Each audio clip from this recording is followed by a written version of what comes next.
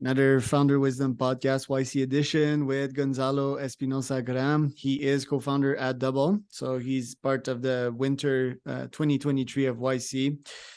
Interesting background this guy has. So we're gonna talk about AI, GPT, Forbes, SaaS, startups, moonshots. Moonshots pretty much one of my favorite.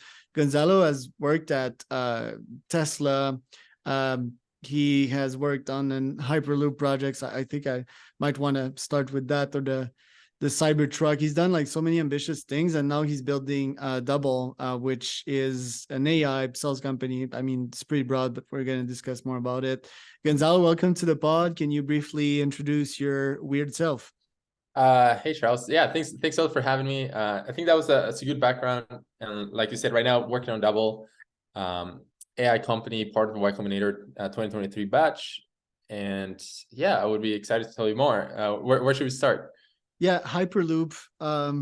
So like the moonshots have been in your mind for quite some time, and the action too, because you could just dream up. Somewhat like myself, I think I found that category, although I am gonna je vais me rattraper. I will be back, Terminator style. But yeah, let's start with the Hyperloop aero and composite structures, which you were part of. Tell us about the project. Tell us about the why and what you accomplished there. So for context, so I went to the University of Waterloo in Canada, for the listeners who know it. And it all started back then, actually. So we started with making submarines for racing. So to attend a submarine racing competition, which happens in the US and the UK. And that's kind of like where the idea of like, oh, you can build things and you can compete them. And there's other people in the world who want to build these things came to mind. And of course, being in a very supportive environment where, the University of Waterloo wants you to go do things like these, and you're surrounded by people who not necessarily know how to do it, but like if you tell them like, hey, let's go do it, they'll be right there with you. Hyperloop was really similar to that, which was actually, I was the Reddit Hyperloop team. So on Reddit, so of course Elon announced, SpaceX is going to host a Hyperloop competition. Great, right? Mostly for universities, but on Reddit, someone was like, hey, why don't we do these for us as the Reddit team? And it actually got a lot of traction. We actually built a pod. We competed in 3 years. We won some awards. And it was, first of all, I think it was at the time, like probably like the most impressive crowdsourced project, just in terms of talent from all over the world coming together to build something and actually like deploy it. And that also set the foundation for the team to, after that, tackle other challenges. So they didn't actually just build a Hyperloop. I was only involved with the Hyperloop, but our loop, it's what this group was called, went to build like, an aircraft, and I know they got into crypto and all these kind of things. So it was more about this idea of like forming organizations that are, capable to like do these really challenging and really ambitious projects. Right. So you've been at the same university as Elon, and then you later find yourself working for Elon as a quote unquote hardcore intern. What did you learn from that? One, two, did you get to speak to Elon? What did you learn from him? And then I'll have a question about these futuristic looking electromagnetic wipers you helped develop. Yeah. So I think like Elon is actually very transparent with what he preaches, and he actually does exactly that, right? So he often talks about, he used to talk more about it, but he used to talk a lot about thinking from first principles. And at the time, like no one else was talking about it. Now it's this very accepted idea, but really preaching that at Tesla on every single decision, just being like starting from the most basic principles and working upwards was one. And then other ideas as like, a flat hierarchy, so everyone on the team, so yeah, there's like everyone on the team can, like, information can flow as rapidly as possible. Everyone can make decisions, team can move fast, and really focusing on what matters. Basically, I think that's the essence of Tesla. That's how a small company, or what used to be a small company, got to compete with like huge companies and took over, the EV market, the automotive market. It's this idea of like, just first of all making smart decisions, reasoning for first principles, and after that executing extremely fast, but just by basically building an efficient organization. So those are things that Elon preaches Tesla, it's a great example of that. And those are things that I've, taken to my core, and whenever you're in an environment that it's the opposite, when there's too much bureaucracy, you can really see like how like these companies go nowhere. Yeah. Did you get to speak to the man himself? Yeah, of course. Yeah, I was working at the design studio on the, so there's a new programs engineering team, which basically works on those vehicles that you see on the NVLs, the semi-truck, the roadster, the Cybertruck. When Elon goes on stage and shows, oh, this is, we have that one prototype that drives around, actually drives around, it's a working car. The new programs engineering team is the team that builds those vehicles. And so it's a iterative process, basically, goes from like sketching on paper what we think it should look like, all the way to actually building it. And he was very involved in that. So it was almost like a weekly thing. Yeah. He has a huge presence, by the way. He's yeah, taller his aura, like, is it stressful to be around him? I want to say it's stressful, just no bullshit, just go straight to the point. Right. Yeah, as everyone should be. So who was the intern that got fired over the non-bulletproof glasses that he threw a metal ball in? No, no, that was an intern. No comment. But yeah, they actually have a really good glass team. Tesla has done a lot for glass and windshields. I don't think, yeah, maybe like look pretty fragile.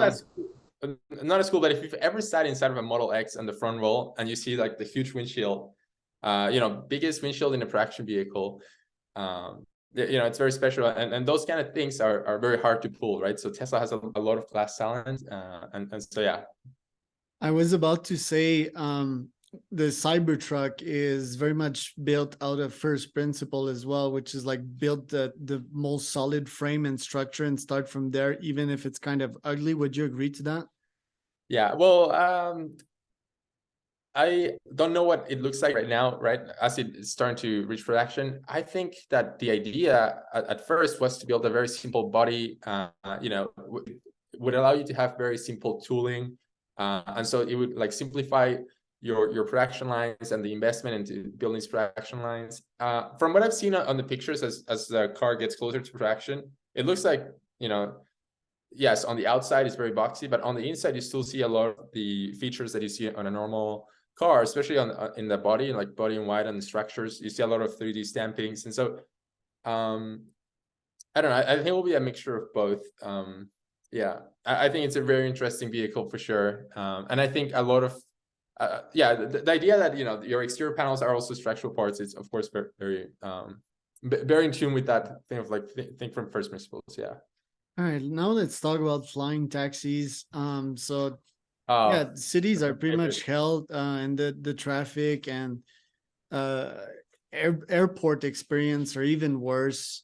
As a nomad, I've traveled quite extensively and still up to this day. I mean, I've hacked my way through it through various travel hacks and so forth, but it's still not a cool experience. So tell us about that moonshot, what you sought to accomplish and what you did accomplish, and if you let that one on the side or if you're going to revisit it someday. Yeah, so basically after Tesla, I got together with a group of engineers and we said like, okay, for context, this was back in 2018, right? So a lot of people still didn't know about Tesla, but at that time, for the people at Tesla, it felt like this already happened. Electric vehicles are going to take over. It's done.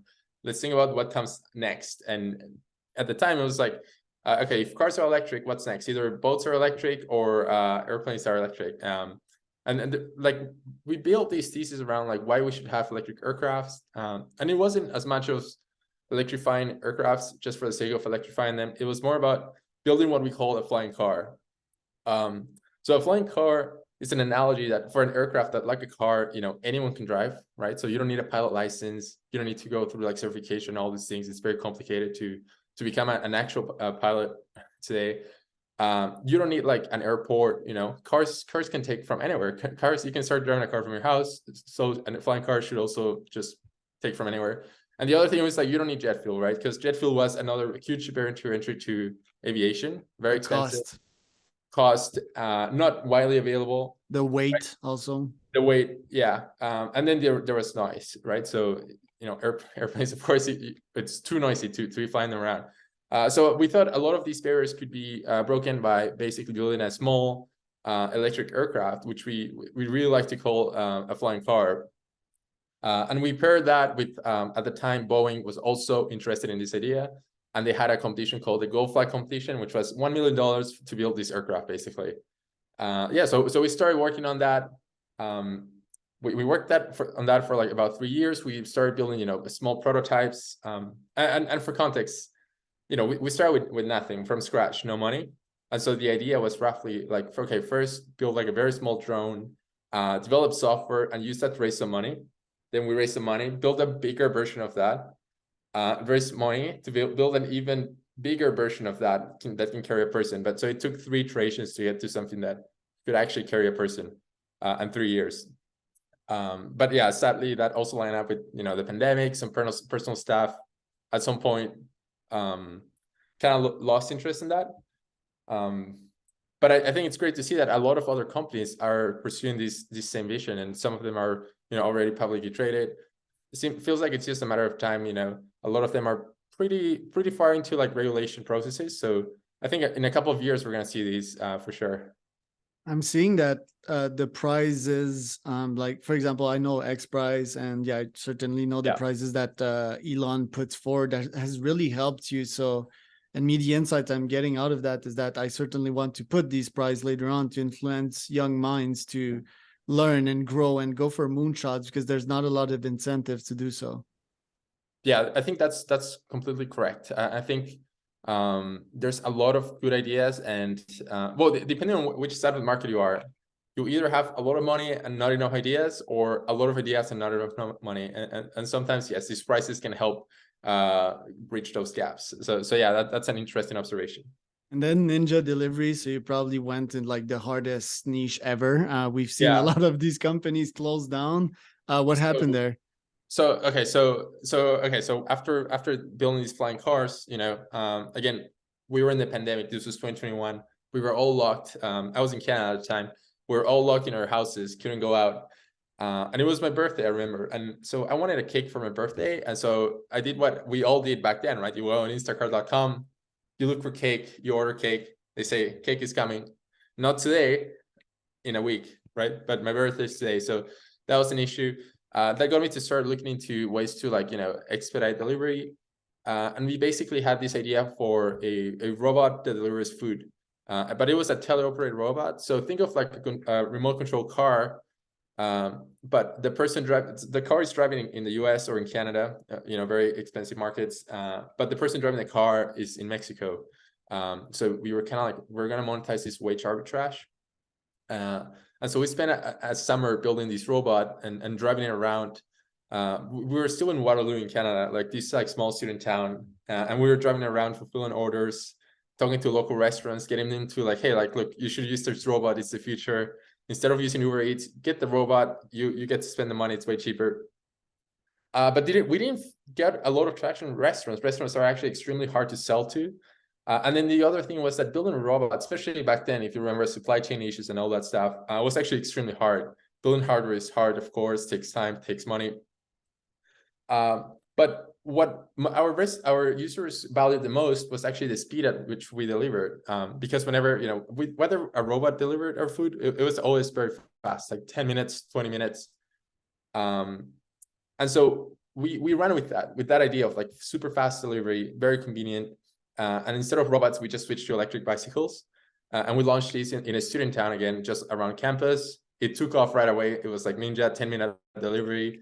Kind of like a new idea for Canada, for the Canadian market. At the time, we were already seeing it in Europe. It had a lot of traction. No one was doing it in Canada, so just copy paste. And yeah, like it really took off in Waterloo. And then, so we scrapped the robots, just delivering in e-bikes, raised some money, expanded to Toronto, which is Canada's largest city, like the Canadian New York, basically, and just try to grow as fast as possible before before it stopped working. Super harsh model in terms of economics, right? Margins. Yeah, super thin margins, really hard to scale. And there's a few reasons why it's hard to scale. One of them is like, you're basically hiring like very cheap, you want very cheap labor, but also you want really, really motivated labor for them to like really deliver in 10 minutes. You want them to care. And yeah, it's just a hard equation. And at some point, no one was funding any of these companies anymore. Actually, a bunch of our competitors are out of, just went bankrupt. We managed to merge with one of our competitors, so there's still a 15-minute delivery service in Toronto, which is it's a great outcome in a way for users. But yeah, it was pretty tough. The one thing I would say, the one takeaway was that 10-minute delivery, or at least the way I see it, 10-minute delivery was great. Like the idea that you click on an app, deliver, like get me this, and in 10 minutes in your door, 10 minutes or less, sometimes we're even faster. In 10 minutes is in your door, feels like magic, right? So we basically created this experience that feels like magic. And I think that's why, that's why we had so much traction. And that's one of the insights that I took after Ninja onto the next company. Because I'm a power user of Rappi, and they generally deliver in 25 minutes. Really impressive startup in itself. But two things to finalize on that one. One, tell us about the juicy story about like someone delivering something, one of your delivery guys doing something fun, because I'm pretty sure you have those. And second, tell us, how did that one close down? Did you had a major debt, and how did you roll out the shutting down of that one? Yeah, two good questions. So first of all, for the first question, so actually so Ninja did like thousands of deliveries. The first 1,000 deliveries were actually just me and my co-founder. We were a team of two, working out of our kitchen. So yeah, there's definitely a lot of fun stories. So I don't know. I think my most precious memories of Ninja, for some reason, was when it rained really hard, and we were like trying like because there's this fun correlation where it's like, people want delivery when it's least convenient to deliver, right? So when it's like snowing, when it's hailing, when there's a storm, that's when people want delivery. So because they like to see you suffer to get there. It feels that way. So a lot of times, we made some really, really good memories that way. We also got a lot of small tricks here and there to deliver faster. So for example, if you're ever delivering to a tower, a building with a lot of floors, say you're going to the 10th floor, you get off the elevator. Before you get off the elevator, you send the elevator to the next floor. So by the time you're done dropping the bag, you come to the elevator and it's already on its way down. Little tricks like that saved a ton of time. But again, those are the tricks that will not scale as you start hiring a lot of people that frankly just want a job, and they're not as aligned with the 10-minute delivery mission, right? I have two funny ones to tell. So the other day, I don't know why, but I decided to order like just one baguette to get here for 30 pesos. And the guy came. So I don't know why I did that. Maybe I was too busy or something. But no, the most funny one is like early days Rappi. I was in Ciudad de Mexico, and I ordered a full order of grocery. Paid like $100-200, something like that. And the guy came with 3 huge ass celeries, and that was it, So, like I ordered the whole thing, and then he pulls out of this bag like 3 huge celeries, and then that's it. The early days of Rappis were like super chaotic. I would say like probably 1 order out of 5 made it. All the others, they were canceled. I was an early user of them, and because I wanted that product, which is another discussion. But tell us how you closed that one down. How did the ramping up go? I think like what Rappi did, when you're canceling orders, that's usually a good sign, right? That's when the wheels are coming off, and but in terms of the end of Ninja, basically, it wasn't as much of like we ran out of money or we had too much debt or anything like that. It was more of like, we've been trying to fix the economics. We've been trying to lower the cost of delivery. We've been trying to lower the cost of acquiring customers. We've been trying to increase the average order value of like what customers are ordering. We tried a bunch of things, and it wasn't working. So we couldn't see a way out. We and were yeah, both at the hospital with hypothermia, and we were we didn't have staff anymore. yeah. Well, back then, yeah, back then, you know, we also have a lot of staff, right? So you do definitely feel more responsible towards driving towards a good outcome. Right. But yeah, it was more of like, if there's no path forward on this and we cannot make this model work, instead of burning more money, we should just, you know, return the money to our investors if we don't have any other better ideas. And that's exactly what we did. Right. Yeah. Acquired is what's written there. So I guess, yeah, that's how it Yeah. ended up. So yeah, basically we merged with this company called Buggy. Okay. Yeah. Interesting. How much more time do you have in your hands? I You can have do this like in 10? half an hour. Okay, even better, because yeah, you're interesting. Because your next step is like kind of licking your wounds at Ecobee for a year, and Uh, then coming back in the ring like a warrior after that with double. Like, do you understand like how intense and driven you are? Do you often reflect on that? so I like how you said licking your wounds. Like, so in between, you know, in between these like moments, in between career changes and stuff like that, or when your company fails, you know, you should take some time off to think of like, okay, you know, maybe look inwards and think of like, oh, what do you really care about? What's really interesting? What's happening in the world? And at some point, I was really into thinking of like, okay, we should do something on the environment. And I was talking to all these ESG companies, carbon credit companies.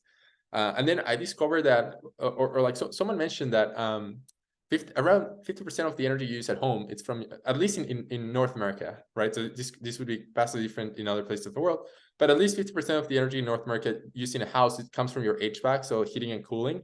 Okay. And Ecobee was in a good position to, like, you know, directly like fix inefficiencies with heating and cooling. And that's kind of like how I rationalized it. I think looking back, maybe not the best fit. Just, you know, Doesn't look like a moonshot. Let's call it that way. well, yeah, right. Just going from, yeah.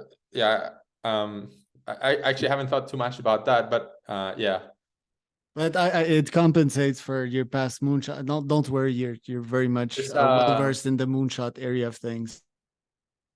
yeah, I mean, there's also like immigration related stuff, you know, like I was living in Canada, I wasn't Canadian, kind of like, yeah, like life happens around these decisions, and you sometimes still need to And it shouldn't, right? Like as a government, I would make it as low friction as possible, which is a topic for another time. I'm interviewing yeah, GovTech founders nowadays, so I'm gonna send you a couple with that. But that nice, leads us to Double, which is yeah. you're a software company, so there's no like physical product. Why did you decided to switch from flying cars to building a sales AI software? Yeah, so two things here, right? So it all started with Ninja delivery, actually. So like we talked about, Ninja was delivering groceries in 10 minutes. The way you deliver Right. groceries in 10 minutes is you basically have all these like micro warehouses around the city. So you're Okay. very close to where you're delivering always. But when you're managing inventory throughout all these little stores, that actually becomes a data problem. You know, you need to categorize your items, you need to place new orders, and sometimes your items names do not match what your vendors call it. There's small differences like that. Your vendors' websites are all different. Some you don't even have a website, they want like a form on a PDF. There's all these things that need to happen that are very manual and tedious and happen on a repetitive basis. And so when we saw GPT-3 launch first, we thought like, hey, this is actually, just step back. Our solution to all these data issues was hiring BAs from the Philippines. So even at Oh my like God. $3 to $4 an Yeah. hour, which is what, you know, normally that's the rate. Even at that rate, we were spending hundreds of dollars a week just dealing with this issue. And have it constantly break. Yeah, exactly. It wasn't perfect. You still need to manage it. And you know, Ninja, you don't normally want to manage too many, let's call it low leverage employees. It just takes a Yep. lot of, start building a huge organization of just middle managers. Yep. And so anyways, we saw GPT-3 launch and we thought, okay, this is perfect because it can contextualize information, right? So you can spell toilet paper in 10 different ways. It will know it's toilet paper. Doesn't matter if it's toilet paper bulky or extra or anything. Like, it's like it can do things like that. And it can also sort of make decisions it can select links based on the link name, which one's more likely to be the order link and checkout link and stuff like that. So we thought, okay, this is exactly what we needed to automate our processes back then. And then the other thing, the takeaway was the other takeaway for me was like the user experience of Ninja, how 10-minute delivery is magic. A lot of these AI tools feel like exactly like that, like magic. So now we had a problem and we had an experience we want to deliver. And so basically that's where Double came in. And Double started as a very simple tool, which was like a spreadsheet with GPT-3 embedded in it, right? So you could put data and you could run it through GPT-3 in bulk, right? So you can have thousands of rows, it will clean it up. You can have like, I don't know, names spelled funny, it will clean it up and things like that. And that was like the very basic version of Double. And we just put it out there and people started using it. And since it's been evolving, so now if you go and use double.com, it's more of like a lead generation and prospecting tool, just because that was like the main, like our first early adopters were sales teams. And so we started adding new tools. We started adding web search, web scraping. We started using poll integrations, API integrations. So that's what Double is growing into now. Interesting. And why? Why do you think this can be a moonshot? Because my sales companies, and yes, I'm thinking of not thinking, I'm acting upon my AI SaaS and building something as well. Obviously not at the speed that you're doing in the full-time and the YC stuff. But my thesis that this will be a major cash cow. If I can have agents making calls for me and perfectly written emails all the time, saying why Gonzalo and Charles should connect, for example, that is piles and piles and piles of money, which I can use to finance my moonshots. So what's your thesis on that?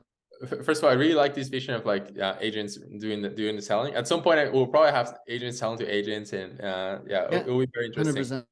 100%. I think what we're actually building, right now we say we're a lead generation tool. That's not actually what we're building. What we're building is what we believe to be the IDE for like software 2.0. So this future where like basically anyone can develop, software just using plain language, or anyone can integrate APIs, and things like that. So in a future where everyone's building software, what is the interface people are using to build this software, to build these automations? And we think that's going to be Double. Now, like our next step here is what we're actually doing is like we're making it extremely easy to build AI-driven automations or workflows. And so how does that become huge? Well, I mean, we can reason it from first principles, but we can also look at tools like Zapier, for example. So Zapier, huge company, and they basically built a moat around having all these integrations, right? If you go on Zapier, I want to say they have around 5,000 integrations right now with different tools. It connects to Slack, to your Gmail, to whatever you want. And that was like, for a long time, that was the moat. But today, where we're standing right now, that moat is eroding, right? So I think we've all seen a demo where you gave GPT-4 all the API documents for a certain API, like say the Slack API, and tell them like, oh, I want to build an app that integrates these two programs, and it will do it. So basically that mode of like, oh, my tool integrates with everything, well, kind of like now every tool will be able to easily integrate everything. We believe where more value can be provided is the environment that makes it easy to create those custom solutions for your needs. And that's what we're building. My 2 cents on Zapier. First, their OpenAI integration plugin is weak. Second, I've been a power user of Zapier 3 or 4 years ago. And I've had somewhat good experiences back then, but nowadays my brain, what it's telling me is that Zapier is equal to headache. It always breaks. It's fucking slow. Okay, that's another thing. Everything is slow. And then you need to build these multi-steps, which brings me to the next point, which I also know that you have in your brain. I just know it. The ideal product for that would be me asking GPT to pull me the list of all the guests of Joe Rogan and give me their emails. And boom, it replies with the goddamn CSV. End of story. I'd pay at least 100 to 150 to $500 per month for that solution. What do you think about that? Yeah, no, I think that would be great, right? And I don't think we're very far away from that. I think we're actually just around the corner. Like, because instead of building another Clay, why don't you do that with Double? Yeah, so So I think that, like, without saying like, oh, Double's gonna build agents, because we don't call it agents, but that's basically, I think, the next step. So what we're seeing when people come on Double, obviously there's a limitations of what you can do with, the GPT-4 API and these tools with build web scraping, Google search, email, stuff like that. But people come with higher expectations. And so we can see, we often see Double fail meet the expectations. And sometimes, people are going to say things like, oh, create a list of everyone who has been on Joe Rogan and output their email kind of thing, right? And we can tell like, oh, we're failing at it. So right now, the next step for us is to be able to like, just go from something as like that and be able to automatically create a workflow and also know when we're failing. Nothing that you've said is unrealistic, right? Like a person could do it. So we think, we can do these kind of things. Yeah, I've started seeing hints of that with the PDF plugin. So you scrape them with big data scraper, whatever Chrome extension it's called, let's say on all the Google Chrome podcast. Yeah. And then you download CSV, convert it into the PDF, and then ask ChatGPT to come up with all the names. And then you ask the names to be associated with a company. You pull them out in Apollo, and so we're starting to see that. So so you've laid out a few processes. You've also mentioned tools that can read like PDFs and interact with the PDFs. I think the fact that chat with PDF is an idea that you just mentioned it, but there's already so many tools around this idea of chat with PDF, chat with your documents, and stuff like this. So I don't think those are the kind of tools we want to develop, because at the end of the day, it actually matters to build a mode around whatever it is that you're developing. You cannot just simply build these wrappers. Right. So what would be your mode there?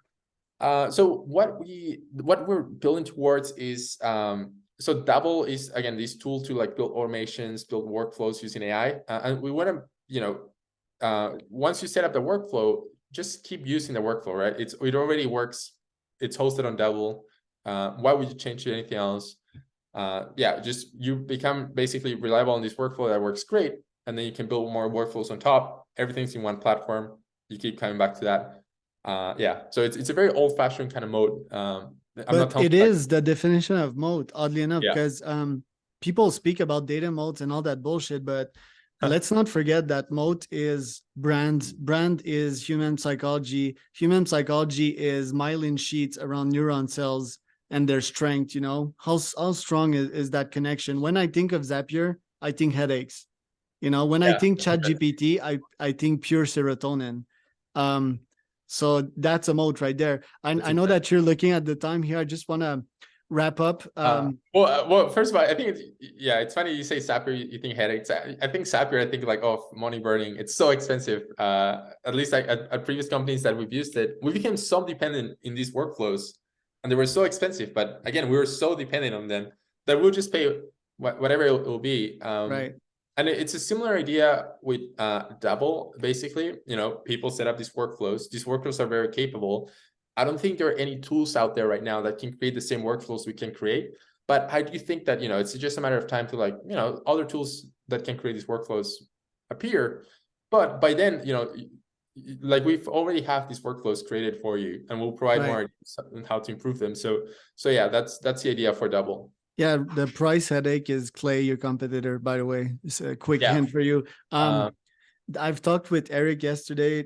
He is gonna deploy also a copy paste type of template, which is something needed, right? Because Eric shows all of these great outreach and what's possible, but I think what we need is just a copy paste template. I think templates are key. So again, going back to this idea of like, 10-minute delivery was magic. Using an AI tool should feel like magic. And if you are packing AI, but you're not delivering a magical experience, you're kind of like using it wrong. Because at the end of the day, like the most basic essence of these AI tools is, I would say, it's ChatGPT, right? That's the entry level, and that one feels like magic. And if you look at all the other companies in AI that are doing really good, like Copy AI, Jasper, and so on, like basically you onboard as a new user and you directly get the value. Like you get a great experience. There's no learning curve. You get it right away. So that's what Double should be too. Do you think like most products are gonna be chat with like ChatGPT's serotonin hit? So actually I think I have personal biases versus chat, and I think I've been proven wrong. It seems like chat is taking over a lot of interfaces. At first, honestly, I was skeptic. I thought ChatGPT would be the chat to rule all chats. I think I've been proven wrong. I'm seeing, I've seen a lot of chat products, but a lot of them seem to have a lot of traction. And I'm also seeing when given the choice to interact with a interface or a chat, users are flowing into just going straight to the chat, not having to figure out your interface, just saying what they want and extracting value. So yeah, that's interesting. I think what I would launch is a community of people in probably the sales industry that would constantly suggest new automation framework in the cold email industry and email outreach, LinkedIn outreach industry with what we're speaking. Yeah. And so that like people could suggest new models, and the center of that would kind of be a chat that could participate in the community to some extent, and it would gather all that data, and it would build what the users would kind of want. Anyway, what do you think about that one? I think it would be really cool, especially like, because right now, so in this community, it would be really cool to have, a chatbot that it's not only like reactive, it doesn't only take commands or like, log information, but it's also like probes you and like asks you questions and stuff like that. Yeah, I think that would be a pretty cool, something really cool to build. And also a really important market research tool. At least right now, even ourselves, we're still doing a lot of, people will come in, will post things, and we still have to like manually, ask them about them, extract more information, and then build it based on the feedback. Yeah. Once you automate that, that's going to be very powerful. Because AI being creative and really advancing and R&Ding, quote unquote, is still not there. Like, I'm not sure if you share that feeling, or that's the missing piece, right, to AGI. Yeah, that's interesting. Yeah, I feel like humans are still in charge of that, basically, which is why humans will feed the R&D, and this bot will actually build the technical and the realistic part for them. Yeah, I think, well, so the only part of Double where we see a lot of creativity is people using it to generate like personalized messages, and yeah, there's a lot of room to be creative. And yes, the vanilla output of GPT-4 is usually not what you're going for. Generates messages that are not something that a person would ever say, or it's too cringe, or it's like it's just awkward. Yeah, you call it vanilla, I call it cheesy. Yeah, it's very cheesy, right? But that's where opportunities to, again, like really give examples and get the AI to know what you want, just provide more context. Like will exponentially improve your output. Like that's really how you should be using that tool. And again, just going back to like building the interface that people are going to use to build automation and stuff like that. That's one of the features that Double already has right now. Like, the ability to provide as many examples as you want in a format that, the AI is going to understand. Yeah, this is a message that I always tell users. I think people are not used to like, having to like, provide all these details every time. And maybe part of that is the fact that, ChatGPT doesn't have a memory beyond one conversation, and it doesn't remember, this is what an email should look like, yeah, again, early days. I'm sure this will get solved. Pretty sure you're gonna build something amazing. I have one last question for you.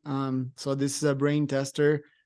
I've seen your LinkedIn profile there. I've clicked on ninjadelivery.ca and it says 404 page not found. So us founders, we have these quote unquote failed startups, right, on our LinkedIn profile.